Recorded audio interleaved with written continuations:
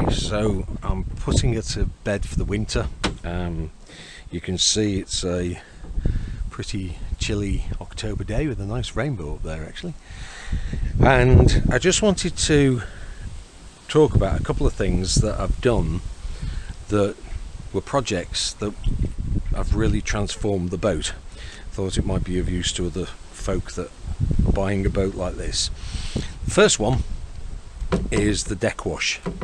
So I fitted a deck wash with a push button, waterproof push button here that then fills out the flexible hose, and you can use it for the live well as well, which I use a barrel for.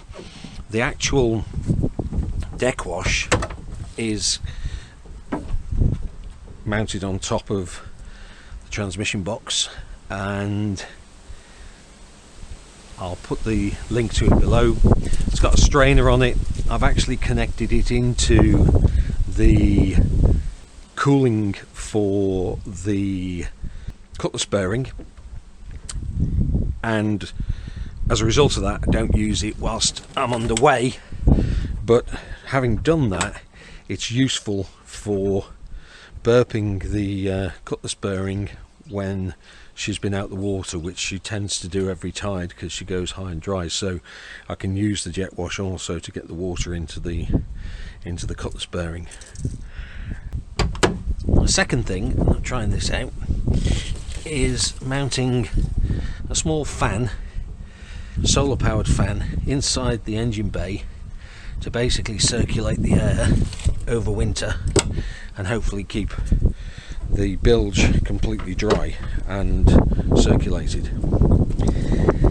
However, the ultimate thing that I did that I think has proved really useful, and you might be able to hear it as I come inside, is I didn't actually fit, but I replaced the diesel burner that was in here with just an eBay special, and it's got two outlets, one under the captain's chair and one coming into the compartment, the main compartment, which obviously is stripped for winter, and then she's mounted under here. So she's under the seats, the heater, mounted on rubber mounts to keep her quiet.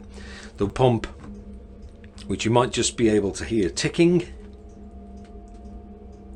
is also mounted via a zip tie on rubber mounts, and it's very quiet. It's I think it's a 5 kilowatt system.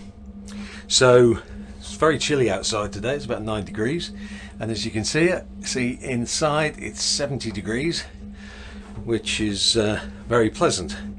Now, one of the challenges with boats over winter is that they get damp, and obviously you strip out all the soft furnishings and everything to try and prevent that.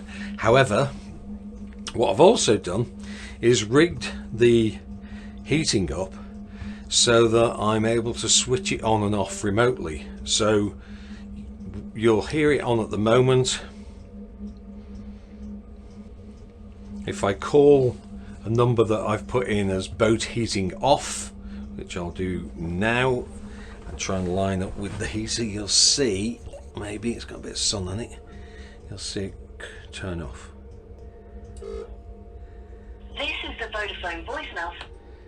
And that's it, it's turned off. So I've got two phone numbers, one that is boat heating on and one that is boat heating off, using a couple of gate openers to trigger basically the heating to go on and off. And you'll see now it's off, the pumps stop pumping, the fans just clearing out the exhaust.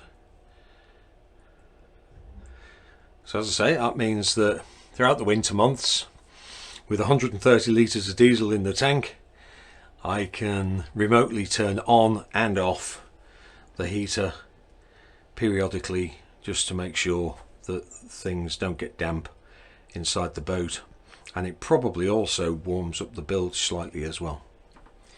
I'll put details of the components in the link below. If you want to know anything about it, please feel free to give me a shout. And there's the fan kicking in before she finally shuts down.